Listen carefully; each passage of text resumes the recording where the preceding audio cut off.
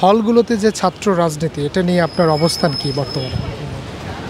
হলগুলোতে ছাত্র রাজনীতি নিয়ে যেই পুরো পরিস্থিতি সৃষ্টি হলো সেটা খুবই অনাকাঙ্ক্ষিত, এবং এর মধ্যে দিয়ে বোঝা গেল যে বিশ্ববিদ্যালয় প্রশাসন কতখানি অদূরদৃষ্টি সম্পন্ন, এবং বোঝা গেল যে যারা বর্তমানকালে নতুন বন্দোবস্তের নেতৃত্ব হিসেবে আবির্ভূত হয়েছে তারা কতখানি অপরিণামদর্শী।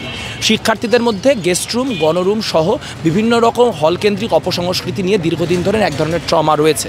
সেই ট্রমাকে কাজে লাগিয়ে যারা গুপ্ত রাজনীতিকে ইনসেন্টিভাইজ করার জন্য এবং প্রকাশ্য রাজনীতিকে নিরুৎসাহিত করার জন্য এরকম একটি প্রোগ্রাম করলেন, তারা মূলত ঢাকা বিশ্ববিদ্যালয়ের যে পরিস্থিতি সেই পরিস্থিতিকে আরও ঘোলাটে করে তুললেন। হল বিষয়ক যে আলোচনাগুলি করা হচ্ছে যে এখানে হলের কমিটি থাকলে দখলদারিত্ব হবে, প্রথমত বিশ্ববিদ্যালয়ের রাজনীতির কমিটি থাকলে, রাজনৈতিক ছাত্র সংগঠনের কমিটি থাকলে, হলে যদি কমিটি নাও থাকে, আজকে থেকে 6 মাস পরে যদি বিএনপি ক্ষমতায়িত হয়, বিএনপি যদি ক্ষমতায় জিতে আসে, তাহলে আসলে বিশ্ববিদ্যালয় কমিটিকে ব্যবহার করেও তো আসলে চাইলে ছাত্রদল আপনার প্রভাব বিস্তার করার যে রাজনীতি সেই রাজনীতি করতে পারবে। তাতে হল রাজনীতি থাকা না থাকার কোনো এক্সক্লুসিভ তফাৎ নেই।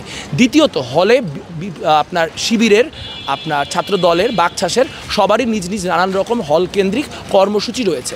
কারণ শেষমেশ যেহেতু একটি বিশ্ববিদ্যালয়ের রাজনীতি, সেই বিশ্ববিদ্যালয়ের রাজনীতির একক বা ইউনিট কিন্তু হল এবং ফ্যাকাল্টি। কাজে এটাই স্বাভাবিক যে বিশ্ববিদ্যালয় কমিটিগুলো, শাখা কমিটিগুলো হল কমিটি হবে এবং ফ্যাকাল্টি কমিটি হবে। আলোচনা হওয়া দরকার ছিল বিশ্ববিদ্যালয়ের রাজনীতি কেমন হবে তা নিয়ে। ছাত্র সংগঠনগুলি হলে কী ধরনের রাজনীতি করতে পারবে, তারা কোন কোন কাজ করতে পারবে, কোন কোন কাজ করতে পারবে না, সেই বিষয়ক একটা চার্টার তৈরি হওয়া দরকার ছিল। এবং তার উপর ভিত্তি করে আসলে কেউ যদি এই চার্টার ভঙ্গ করে তাহলে তার বিরুদ্ধে কীভাবে শাস্তি দেওয়া হবে এবং বাকিরা তার বিরুদ্ধে সংঘবদ্ধ হবে কিভাবে, তাই নিয়ে আলোচনা হওয়া দরকার ছিল।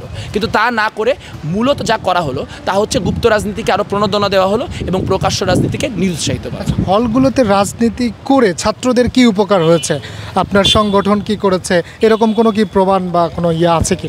এটা তো ধরেন গত 20 বছরের কোনো প্রমাণ নাই, কারণ গত 20 বছর তো বিশ্ববিদ্যালয়ের হলগুলো সম্পূর্ণ ছাত্রলীগের কুক্ষিগত ছিল। ফলে আমরা ভুলেই গেছি রাজনীতির কাজ কি। আমরা এখন মনে করছি যারা ছাত্র রাজনীতির পক্ষেও যুক্তি দিচ্ছেন তারাও সব হাস্যকর যুক্তি দিচ্ছেন। তারা বলছেন যে হল রাজনীতি, হল কমিটি না থাকলে ছাত্রদল বা শিবির ওইখানে যায় আপনার কি বলে ফিল্টার দিবে না। কিন্তু ফিল্টার দেওয়া তো ছাত্র সংগঠনের কাজ না। ছাত্র সংগঠনের কাজ হচ্ছে এটা নিশ্চিত করা যে কেন প্রশাসন ফিল্টার দিচ্ছে না।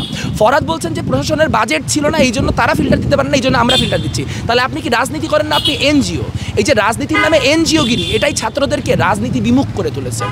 আসলে আমরা যদি পারতাম যে হল কমিটিগুলির রাজনীতির প্রতিযোগিতা যদি হতো এটা যে কে শিক্ষার্থীদের বেশি দাবি দাওয়া আদায় করে দিতে পারে, এইটা হওয়া দরকার ছিল প্রতিযোগিতা।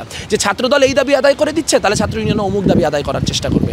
কিন্তু প্রতিযোগিতাটা হচ্ছে দাবি আদায়ের। এখন আপনার হলের খাবারের মান খারাপ, আপনার মহসিন হলের ছাদ থেকে পলেস তারা খসে পড়ে যাচ্ছে, তাহলে এই আন্দোলন কি বিশ্ববিদ্যালয় ছাত্রদল করবে, বিশ্ববিদ্যালয় ছাত্র ইউনিয়ন করবে, নাকি হল ছাত্রদল করবে, হল ছাত্র ইউনিয়ন করবে? কাজে আপনি হলে খাবারের মানের কথা বলেন, হলে আপনার যেই মানে পরিষ্কার পরিচ্ছন্নতা ওয়াশরুমে সেটার কথা বলেন, হলে আপনার কাঠামোগত পরিবর্তনের কথা বলেন, তার প্রত্যেকটার সাথেই হলের এক ধরনের কানেকশন রয়েছে এবং সেটা হল কমিটির মধ্যে হওয়াই সবচেয়ে স্বাভাবিক।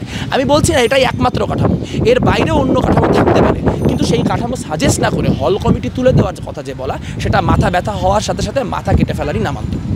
বান্ডেল থাকলে প্রতি সেনমানিতে টাকা বাঁচবে। বিকাশ সেনমানি বান্ডেল কিনে জিতুন প্রতি লেনদেনে।